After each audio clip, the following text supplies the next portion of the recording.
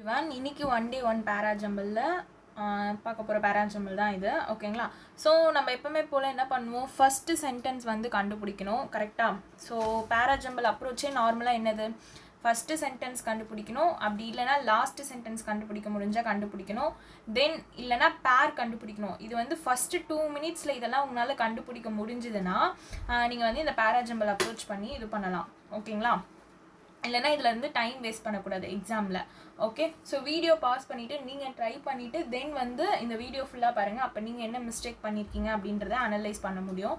Okay, so first இதில் நம்ம என்ன பண்ணுவோம், ஜென்ரலாக எதை பற்றி பேசியிருக்காங்க, இதோட மெயின் தீம் என்ன அப்படின்றது தான் நம்ம வந்து படிப்போம்.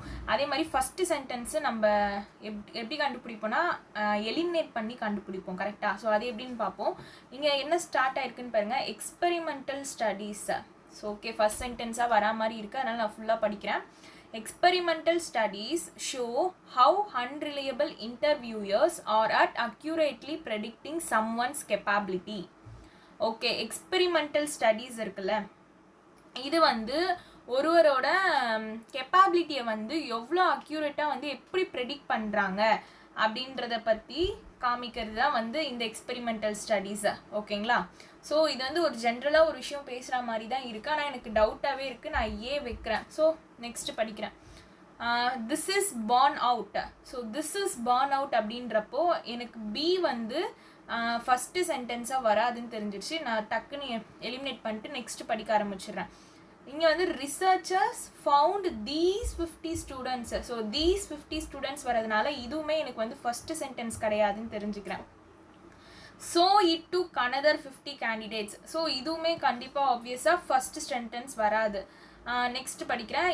Once the candidates got through the on paper sift, they might as well have been drawn out of a hat. Okay, இவங்க இந்த ஆன் பேப்பர் சிஃப்ட் வந்து கம்ப்ளீட் பண்ணிட்டோன்னு மைட் ஹேட்லேருந்து வெளியே எடுக்கப்பட்டிருக்கலாம் அப்படின்ட்டு ஒரு இது சொல்கிறாங்க. பட் ஆனால் வந்து இது once the candidate got through on the paper shift. So paper shift அப்படின்றத வந்து இவங்க முடித்த உடனே ஒரு ஹேட்லேருந்து வெளியே எடுக்கப்பட்டிருக்கலாம் அப்படின்ற மாதிரி ஒரு கண்டிஷன் இதுவில் பேசுகிறாங்க. ஸோ இது வந்து எனக்கு ஃபஸ்ட்டு சென்டென்ஸாக வராது, ஏன்னா they might as well have been drawn out of a hat, வெளியே எடுக்கப்பட்டிருக்கலாம் அப்படின்ற மாதிரி ஒரு மீனிங் வருதா. ஸோ எனக்கு இது வந்து ஃபஸ்ட்டு சென்டென்ஸாக வராது. தென் எஃப் போகிறேன்.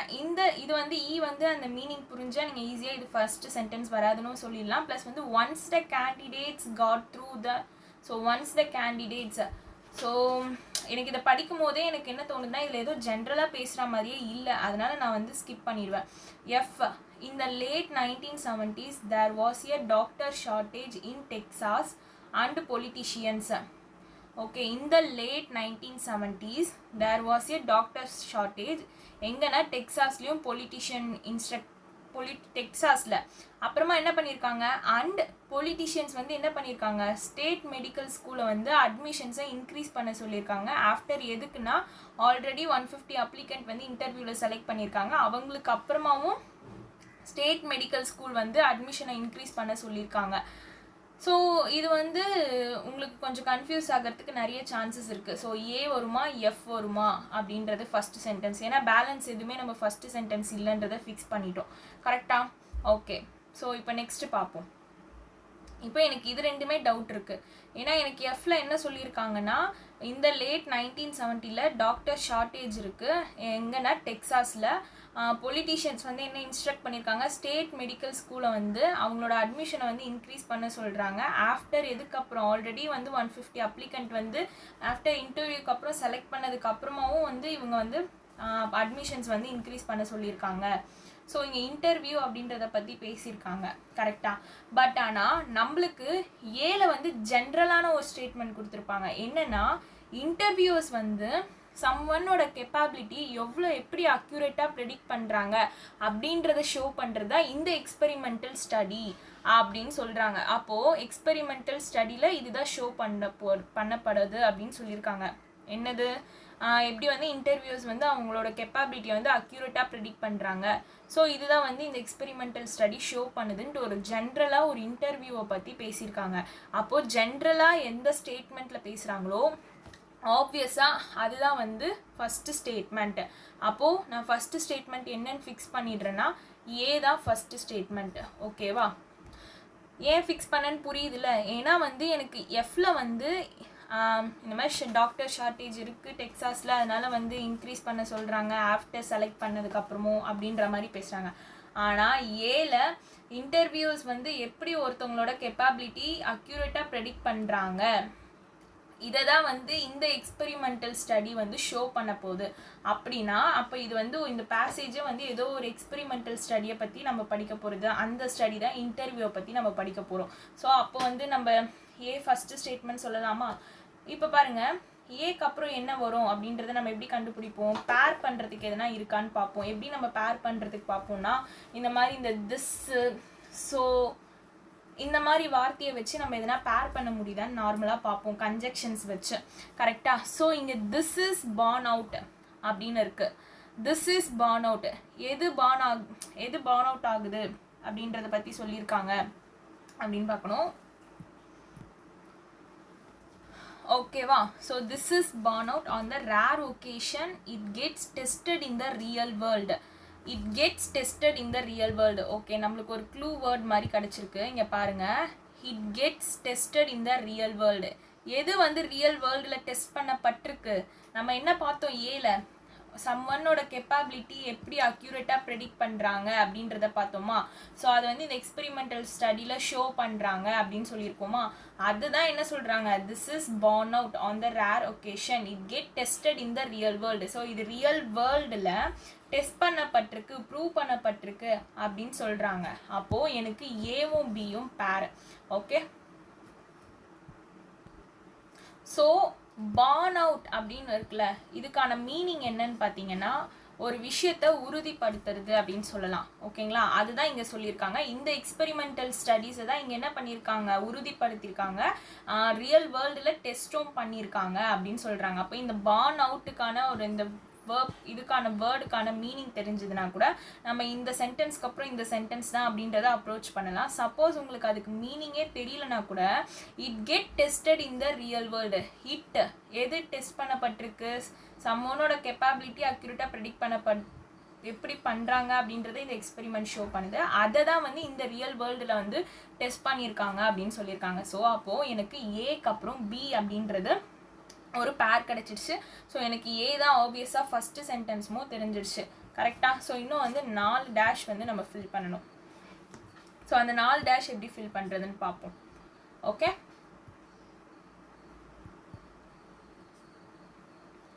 ஓகே, நெக்ஸ்ட்டு வந்து ஸோ அப்படின்ற வார்த்தை இருக்குது. ஓகேவா? ஸோ வந்து நம்ம எதோட பேர் பண்ண முடியுதுன்னு பார்க்கலாமா? அப்போ researchers found these 50 students performed just as well as the original crop in the written exam, so it took another 50 candidates அப்படின்னு வருமா? வராது. மேபி it took 50 candidates இருக்குல்ல, it took 50 candidates இருக்கா? it took 50 candidates இருக்கா? So இந்த these 50 students தான் இங்கே performed just as wellன்னு சொல்லியிருக்கலாமா? கரெக்டா? So it took another 50 candidates இருக்குது. நம்ம பேர் பண்ணுறோம் இப்போ. ஓகேங்களா? ஸோ இந்த வார்த்தையை வச்சு நான் பேர் பண்ண முடியுதுன்னு பார்க்குறேன். ஓகேங்களா? So it took another 50 candidates இருக்குது. அப்போ தீஸ் 50 ஸ்டூடெண்ட் பர்ஃபார்ம்டு. இப்போ வேறு எங்கேயுமே 50ன்றதை பற்றி நம்ம பேசல சென்டென்ஸில். 150 அப்ளிகண்ட் தான் இருக்குது. அப்போது நான் இந்த ஒரு வார்த்தையை வச்சே நான் டிக்கு அப்புறம் எனக்கு சி தான் வரும் அப்படின்றத நான் வந்து என்ன பண்ணிட்டேன்? கண்டுபிடிச்சிட்டேன். இது ஒரு பேர். அப்போது நம்மளுக்கு இந்த சென்டென்ஸில் நம்ம இப்போதைக்கு 2 பேர் கண்டுபிடிச்சிருக்கோம். ஒன்று வந்து ஏபி, ஸோ ஏ ஃபஸ்ட்டுன்றதுனால செகண்ட் வந்து பி. இன்னொரு பேர் வந்து என்ன கண்டுபிடிச்சிருக்கோன்னா டிசி அப்படின்னு கண்டுபிடிச்சிருக்கோம். எதை வச்சு கண்டுபிடிச்சிருக்கோம்? it took another 50 candidate. So வேறு எங்கேயுமே எனக்கு 50 கேண்டிடேட் பற்றி பேசல. ஸோ தீஸ் 50 ஸ்டூடெண்ட்ஸ், கேண்டிடேட்னா ஸ்டூடெண்ட்டை பற்றி சொல்கிறது தானே. So these 50 students. ஸோ இதை வந்து நான் என்ன பண்ணியிருக்கேன்? பேர் பண்ணிட்டேன். ஓகேங்களா? அப்போ எனக்கு என்ன தெரிஞ்சிருச்சு? டிக்கு அப்புறம் சீன்ட்டு தெரிஞ்சிருச்சு. ஓகே, இப்போ பேலன்ஸ் இருக்க 2 சென்டென்ஸை நம்ம படிக்க போகிறோம். ஓகேங்களா. ஸோ ஒரு எக்ஸ்பெரிமெண்ட் ஷோ பண்ணுது, அது வந்து ரியல் வேர்ல்டுலேயும் டெஸ்ட் பண்ணப்பட்டிருக்கு. ஆனால் எப்படி டெஸ்ட் பண்ணப்பட்டது அப்படின்றது தானே ஆப்வியஸாக வந்து நெக்ஸ்ட்டு சொல்லுவாங்க. ஸோ அந்த மாதிரி இந்த 2 சென்டென்ஸில் எங்கன்னா சொல்கிறாங்களா அப்படின்றத பார்ப்போம். Once the candidate got through the on-paper sift, they might as well have been drawn out of a hat. Okay, இதுதான் நம்ம என்ன படித்தோம், ஃபஸ்ட்டே படித்தோம் கரெக்டாக. பேப்பர் ஷிஃப்ட்டை கம்ப்ளீட் பண்ண உடனே ட்ரான் அவுட்லேருந்து ஹேட்லேருந்து வெளியே வரப்பட்டிருக்கலாம் அப்படின்ற மாதிரி ஒரு சொல்கிறதுனால இது வந்து எனக்கு எக்ஸாம்பிளாக மாதிரி தெரியல. ஏன்னா எனக்கு எக்ஸ்பெரிமெண்டல் ஸ்டடீஸ்ன்னு ஃபஸ்ட்டு சென்டென்ஸ் வந்திருக்கு, அதுதான் வந்து இதில் ஷோ பண்ணுதுன்னு சொல்லியிருக்காங்க. செகண்ட் வந்து ரியல் வேர்ல்டில் இது ப்ரூவ் பண்ணப்பட்டிருக்கோம் அப்படின்னு சொல்லிட்டாங்க. அப்போ அது எப்படி ப்ரூவ் பண்ணப்பட்டிருக்கு, எப்படி டெஸ்ட் பண்ணப்பட்டிருக்கு அப்படின்றது தான் வந்து ஆப்வியஸாக வந்து நெக்ஸ்ட் சென்டென்ஸில் நம்மளுக்கு கொடுத்துருக்கலாம். ஸோ அந்த மாதிரி எனக்கு ஈல பேசலை. ஸோ எஃப்ல இருக்கான்னு பார்ப்போம். In the late 1970s, there was a doctor shortage in Texas. Okay, so in the sentence நம்ம already படிச்சோம் கரெக்டா. And politician instructed the state medical school to increase its admission after it had already selected 150 applicant after interview. So okay, எனக்கு Fல வந்து எக்ஸாம்பிளாக சொல்கிற மாதிரி எனக்கு feel ஆகுது. எப்படி நான் சொல்கிறேன்னா, இந்த இப்போ வந்து எக்ஸ்பெரிமெண்ட் ஸ்டடீஸு தென் வந்து ரியல் வேர்ல்டில் டெஸ்ட் பண்ணப்பட்டாச்சு. அதுக்கு அடுத்தது வந்து அதுக்கான எப்படி பண்ணாங்க அப்படின்றத தான் நான் சொல்லணும். இங்கே அதுதான் சொல்கிறாங்க. 1970 டாக்டர் ஷார்ட்டேஜ் வந்து டெக்ஸாஸில் இருக்கா. பொலிட்டிஷியன்ஸ் வந்து சொல்கிறாங்க ஸ்டேட் மெடிக்கல் ஸ்கூலை வந்து இன்க்ரீஸ் பண்ண சொல்கிறாங்க அவங்களோட அட்மிஷனை. ஆஃப்டர் 150 அப்ளிகன்ஸ் வந்து செலக்ட் பண்ணப்பட்டதுக்கு அப்புறமாவும் வந்து என்ன பண்ண சொல்லியிருக்காங்க, இன்க்ரீஸ் பண்ண சொல்லியிருக்காங்க அட்மிஷனை. கரெக்டாக. ஸோ இன்க்ரீஸாக எனக்கு என்ன சொல்லியிருக்காங்க, அட்மிஷனை வந்து இன்க்ரீஸ் பண்ண சொல்லியிருக்காங்க. ஸோ இங்கே பாருங்கள், politician instructor the state medical to increase it's admission after it already selected 150 applicant after interview. இங்கே வந்து எனக்கு ஏதோ ஒரு எக்ஸாம்பிள் சொல்கிற மாதிரி இருக்குது. இன்டர்வியூவில் எப்படி வந்து அந்த பர்சன்ஸை வந்து கணிக்கிறாங்க அப்படின்றது. ஓகேங்களா. ஸோ ஆனால் இங்கே எனக்கு ஒரு க்ளூ வேர்ட் கிடச்சிருக்கு. என்ன, இந்த சென்டென்ஸ் படிக்கும்போது என்ன தெரிஞ்சுது, ஸ்டேட் மெடிக்கல் அவங்களோட அட்மிஷனை இன்னும் இன்க்ரீஸ் பண்ண சொல்கிறாங்க. So it took another 50 candidates. So இதனால் என்ன பண்ணுறாங்க, இவங்க இன்னொரு another 50 கேண்டிடேட்ஸை எடுத்துக்கிறாங்க.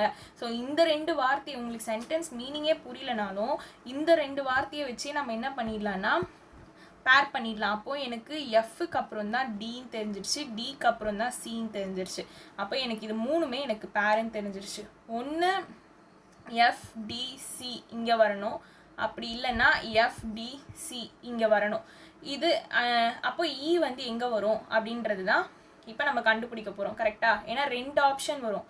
கரெக்டாக. ஸோ ஒரு ஆப்ஷன் வந்து ஏபி எஃப்டிசி டேஷ், இன்னொரு ஆப்ஷன் தான் இது. ஸோ இந்த 2 ஆப்ஷனில் எதுன்னு நம்மளுக்கு தெரியாது, அதை நம்ம வந்து இ படித்தாதான் நம்மளால் கண்டுபிடிக்க முடியும். கரெக்டாக. ஓகேங்களா. ஸோ இயில் வந்து என்ன சொல்லியிருக்காங்க, பேப்பர் ஷிஃப்ட் முடிச்சோன்னே இது வந்து ஹேட்லேருந்து வெளியே எடுத்துக்கப்பட்டிருக்கலாம் அப்படின்னு தான் சொல்கிறாங்களே கண்டி.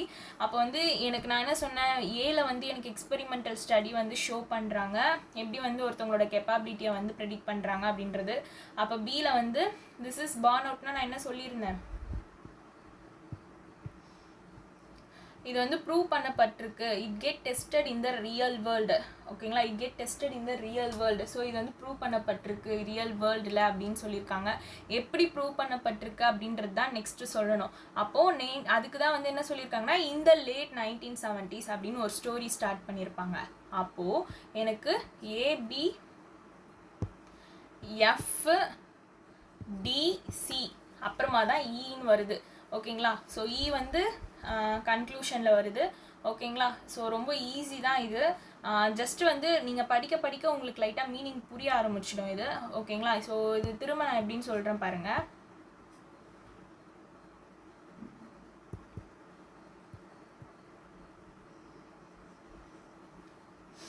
ஓகே. ஸோ ஃபஸ்ட்டு இதுதான் ஃபைனல் ஆன்சர், ஏபிஎஃப்டிசிஇ.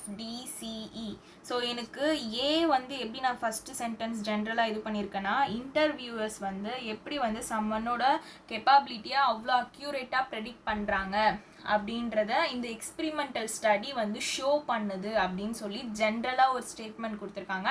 அப்போ இதுக்கப்புறம் அந்த எக்ஸ்பிரிமெண்டல் ஸ்டடி எப்படி ஷோ பண்ணப்பட்டிருக்கு அப்படின்றத பற்றி பேசியிருக்கோம். அப்போது நான் இதை வச்சு ஏன்றதை நான் சொல்லிட்டேன். பி வந்து ஏன் இதுக்கப்புறம் வந்துச்சுன்னா திஸ் இஸ் பார்ன் அவுட், இது எப்படி ப்ரூவ் பண்ணப்பட்டிருக்கு. ஸோ திஸ் இஸ் இதை கூட நம்ம வச்சு சிங்க் பண்ணியிருக்கலாம். ஸோ திஸ் இஸ் பார்ன் அவுட்னா ஒரு விஷயத்தை வந்து ப்ரூவ் பண்ணுறது ஏதோ ஒன்று சம்திங், ஓகேங்களா. So it get tested in the real world. So real வேர்ல்டில் இது டெஸ்ட் பண்ணப்பட்டிருக்கு அப்படின்ட்டு நம்ம உடனே சொல்கிறோம். எப்படி டெஸ்ட் பண்ணப்பட்டிருக்கு அப்படின்றதுக்கு தான் இந்த லேட் 1970s அப்படின்னு ஒரு கதை ஸ்டார்ட் பண்ணுறாங்க. அதில் வந்து ஸ்டேட் மெடிக்கலோட ஸ்கூல் வந்து அட்மிஷன் இன்க்ரீஸ் பண்ண சொல்கிறாங்க. So it took another 50 candidates. அதனால் என்ன பண்ணுறாங்க, 50 கேண்டிடேட்ஸ் வந்து செலக்ட் பண்ணுறாங்க. அதனால் FD பேர் ஆகுது. இந்த 50 கேண்டிடேட்ஸ் தான் இங்கே தீஸ் 50 ஸ்டூடெண்ட்ஸ் பர்ஃபார்ம்ட் அப்படின்னு சொல்லியிருக்காங்க. ஸோ எனக்கு டிக்கு அப்புறம் சின்ட்டு நான் பேர் பண்ணியிருக்கேன். சிக்கு அப்புறம் பேலன்ஸ் இருக்க சென்டென்ஸ் இ. ஏன்னா எனக்கு கீழே வந்து இது வெளியே எடுத்துக்கப்பட்டிருக்கலாம் அப்படின்ற மாதிரி ஒரு இதுதான் சொல்கிறாங்களே கண்டி. ஸோ அதனால் வந்து இது ஒரு இன்டர்மீடியட் ஐடியா அப்படின்னு கூட நம்ம சொல்லலாம், ஓகேங்களா. ஸோ அதனால் வந்து அது final sentence. Okay, so ABFDCE is the answer for this passage. Okay, thank you.